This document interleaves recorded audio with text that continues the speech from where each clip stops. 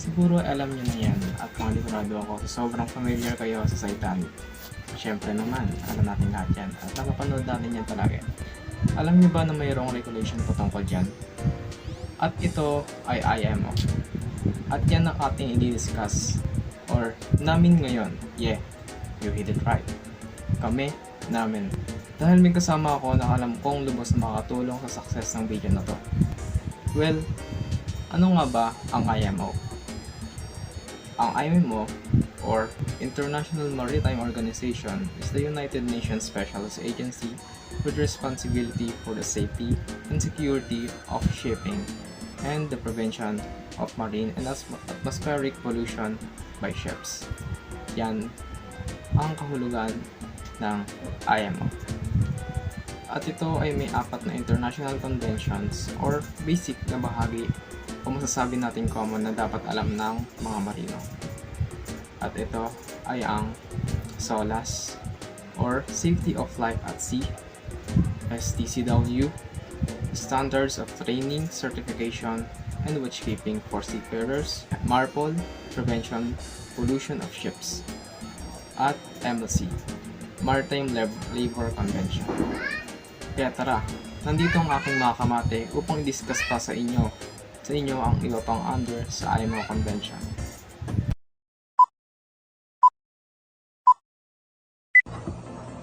Good afternoon everyone, let's talk about search and rescue in maritime industry. So, ano nga ba ang larangan ng isang manlalayag? Ang larangan daw po ng isang manlalayag o seafarer is makapunta ng maayos at ligtas sa kanilang destinasyon. Siyempre, hindi naman natin may iwasan ng sakuna or kapahamakan dahil sa lakas ng alon at hindi naasahan na trahedya. Kaya naman gumawa sila ng batas sa IMO International Convention of Maritime Search and Rescue 1979. So, ano nga ba ang kalagayan ng search and rescue sa pagbabarko? Ito lang naman ay isa sa mga mahalaga para mas mabilis na pagkasagawa ng emergency response at para masecure na rin ang ating sasakyan, pandaragat at mga marino sa ating barko. Ano nga ba ang mga dapat gawin para pagandaan ito?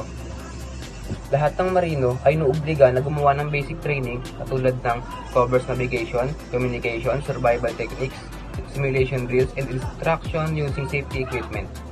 Kinakailangan nila ito para magkaroon sila ng advantage sa mga kaligtasan sa paglalayag. Para kung magkaroon man sila ng hindi inaasahan na emergency, hindi sila sa mga gagawin nila at hindi na sila magdadalawang isip para tumulong. Hello there everyone, I'm going to tackle one of the 4 pillars of IMO. It is the Maritime Labor Convention, often referred to as the MLC. Not just a bunch of regulation, it's a game changer for seafarers worldwide. The Maritime Labor Convention, or MLC, is a comprehensive international treaty established by the International Labor Organization, ILO, in 2006. It serves as a crucial framework setting out minimum standard for the working and living condition of seafarers globally. MLC objective and goals is about safeguarding seafarers' rights, setting minimum employment standard, and enhancing the quality of life on board. Here are the core structures of MLC. First, minimum requirements for seafarers to work on a ship. This aspect outlines the basic qualification and standard that seafarers must meet to be eligible for employment on a ship. It covers criteria such as age, training, and certification to ensure that seafarers are prepared for their roles on a ship. Second, condition of employment. This focuses on terms and conditions of seafarers' employment. It includes regulation on working hours, rest periods, and other factors influencing the overall work environment and maintain a safe working environment. Third, accommodation, recreational facilities, food, and catering. This standard pertains to the living condition on board ship. It includes regulation for the quality of accommodation, provision of recreational facilities for seafarers during their off-duty hours, and standard for quality and variety of food provided on ships. And second to the last, health protection, medical care, welfare, and social security protection.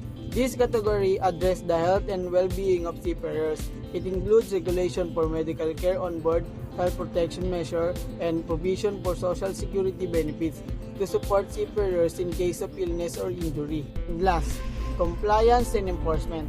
This aspect deals with the mechanism in place to ensure that ships and shipping companies comply with the standards set by the MLC. It involved inspection by flag states and port states to verify adherence to the convention regulation, ensuring enforcement and accountability. Together, these components make up the core structure of MLC. In essence, the MLC aims to create a framework that protects the rights of seafarers, promotes safe and decent working conditions, and contributes to the overall sustainability and integrity of the maritime industry. So let's spread the word about the MLC and ensure a brighter future for those who navigate our oceans. The International Convention for the Safety of Life at Sea, SOLAS, is a maritime safety treaty adopted in 1974, aiming to ensure the safety of ship, its crew, and passenger. It establishes minimum safety standards for construction equipment and operation of ship. SOLAS has been amended several times to address involving maritime challenges and technological advancement, with the amendments often focusing on enhancing safety, security, and environmental protection in ship industry. Hi everyone, I'm your Cadet Antipala. For today's video, I'm just going to have a brief discussion about collision and regulation. To begin with our brief discussion, COLREG stands for International Regulation for Preventing Collision at Sea. It is a set of rules established by the International Maritime Organization, or IMO, to promote safe and efficient navigation at sea. COLREG provides guidelines on how vessels should navigate to avoid collisions, and it defines the responsibilities and action that should be taken by ships in various situations. The rules covered a wide range of scenarios, like for example, including how vessels should maneuver in the presence of other vessels. Number 2, the right-of-way in different situations. Number 3, signaling between ships. And lastly, actions to be taken in condition of restricted visibility. COLREG is crucial for ensuring a standardized and consistent approach to maritime navigation worldwide, reducing the risk of accidents and enhancing the safety of seafarers, passengers, and the marine environment. And that's it guys, I hope you learned something from me. I'm gonna end it here. Peace out. Kumusta kayong lahat? Ako si Midshipman Crisologo. Ang topic natin ngayon ay ang STCW o mas kilala sa International Convention on Standards of Training Certification and Watchkeeping for Seafarers as amended, and ito ay tungkol sa 1995 and 2010 Manila Amendments. Pero bago ang lahat, alam nyo ba na ang STCW Conventions ay mayroong 8 chapters. Una dito ay ang General Provision, ayun na Chapter 1. Chapter 2 naman ay Master and Deck Department. Chapter 3, the Engine Department. Chapter 4, Radio Communication and Radio Personnel. Chapter 5, Special Training Requirements for Personnel on Certain Types of Ships. Chapter 6, Emergency Occupational Safety Medical Care and Survival Functions. The Chapter 7, Alternative Certification. At ang Chapter 8, the last, is Watchkeeping. The STCW 95 Code, meron siyang 2 part. Yung Part A of the Code and Part B of the Code. Ang Part A, mandatory siya para sa mga seafarer. Required sila na dapat they have this ability or they have these requirements para makasampa sila. Ang Part B naman, Part B of the Code ng STCW 95, yung code na to ay naglalaman siya ng recommended guidance na ang layunin nito is matulungan yung mga parties para ma-implement yung convention. The White List. This compromises a list of whose country deemed by the IMO to be giving full and complete effect to the STCW 95. The White List distinguishes the nation that have displayed and established a plan of full compliance with the STCW 95 Convention and Code. It is developed by an unbiased group of competent persons at the IMO. The whitelist was created using criteria such as what system of licensing the administration has, training center oversight, process of certificate validation, plug state control, and port state control. A whitelist country may refuse to accept certificates issued by non-whitelist country. Full compliance involves the following: must provide detailed information to the IMO regarding administrative measures enacted to ensure compliance, education and training courses, and certification practices. All information is reviewed by panels of competent persons who are nominated by parties to the STCW. Those persons report their findings to the IMO Secretary General, who reports to the Maritime Safety Committee, also known as MSC. On all parties that fully comply, the MSC produce a list of all parties in compliance. At ang whitelist, kabilang dito ang 170 na bansa, gaya ng Argentina, Australia, Bahamas, Bangladesh, Belgium, Brazil, Bulgaria, Canada, Chile, Colombia, Croatia, Cuba, Denmark, Egypt, Estonia, Finland, France, Germany, Ghana, Greece, and so on. Andyan, marami sila, 170 bansa yun.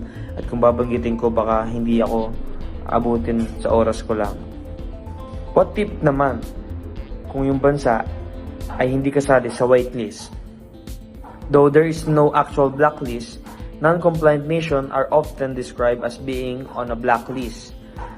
Handling a non-whitelisted nation involves both port state control and plug state control. If a ship is flagged by a non-whitelist country, it can be denied entry, inspected intensely, or detained when attempting to enter a port.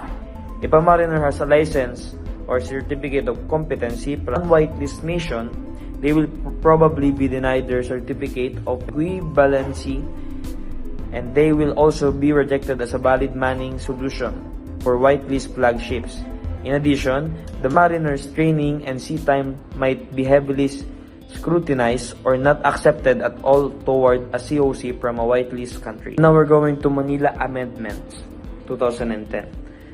Revision to the STCW Convention and its associated code were adopted at a diplomatic conference in Manila, the Philippines, in June 2010. The amendments, known as the Manila Amendments, have entered into force on January 1, 2012. The revisions are aimed at bringing the convention and code up to date with industrial developments. Several areas are also deal with issues that address anticipated needs to emerge in the foreseeable future. 1st of January 2012, yung res hours tumaas siya from 70 to 77 for a set of 7 days period and a minimum of 10 hours rest in every 24 hours period. The 10 hours of rest cannot be divided into more than 2 periods, one of which must be at least 6 hours. The intervals between rest periods cannot be more than 14 hours. New requirements for the prevention of drug and alcohol, specific limit of blood alcohol level should not be greater than 0.5% or 0.25 mg per 1 alcohol in the breath. Individual states may choose to apply stricter limits. Amongst the amendments adopted, there are numbers of important changes to each chapter of the Convention and Code, including improved measures to prevent fraudulent practices associated with certificates of competency and strengthen the evaluation process, revised requirements on hours of work and rest, and new requirements for the prevention of drug and alcohol abuse, as well as updated standards relating to medical fitness standards for seafarers. New certification requirements for able seafarers. New requirements relating to training in modern technology such as electronic charts and information systems, or the ECDIS. New requirements for marine environment awareness, training in leadership and teamwork. New training and certification requirements for electrotechnical officers. updating of competence requirements for personnel serving on board all types of tankers, including new requirements for personnel serving on liquefied gas tankers. New requirements for security training, as well as provisions to ensure that seafarers are properly trained to cope if their ship comes under attack by pirates. Introduction of modern training methodology, including distance learning and web-based learning. New training guidance for personnel serving on board ships operating in polar waters. And new training guidance for personnel operating dynamic positioning systems. The Manila Amendments 2010 and the 1995 Codes and Conventions. Mapapansin natin na may mga rules na nawala at may mga rules na nadagdag kumpara sa nauna. That's all. My name is Midshipman Crisologo and that is my part. Goodbye. Magandang araw sa inyo lahat. Ako nga pala si Midshipman Gabuat. Ang topic na ipapakita ko ngayon sa inyo ay tungkol sa International Convention on Load Lines. The International Convention on Load Lines, or LL Convention, is an international treaty that sets the minimum safe loads of ship. The goal of the convention is to prevent ship from being improperly loaded or overloaded, which can lead to instability, capsizing, and loss of life and cargo. It was adopted in 1966 and has been amended several times, most recently in 2003. The purpose of international load line is to ensure the safety of ships and their crews by preventing overloading and instability. To establish uniform for load lines that are accepted by all countries that are part of the convention. I'm Midshipman Albanyo Cleric, and ang topic natin is FAL o kilalang Convention on Facilitation of International Maritime Traffic. Adoption noong April 9, 1965, entry into force noong March 5, 1967. The convention main objectives are to prevent unnecessary delays in maritime traffic, to aid cooperation between governments, and to secure the highest practicable degree of uniformity in formalities and other procedure. In particular, the convention orders the number of declaration which can be required by public authorization. Most human activities are regulated either the presented convention or regulation. Most sometimes they come to regarded not only as necessary but also a significant burden on activity. They are supposed to control when activities have been more subject to over-regulation than international maritime transport. This party, because of the international nature of shipping, countries develop custom, immigration, and other standards independently of each other.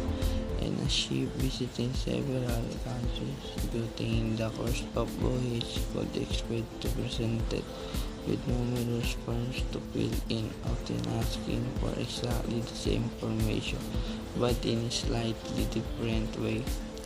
Yun lang po. Maraming salamat. Magandang gabi.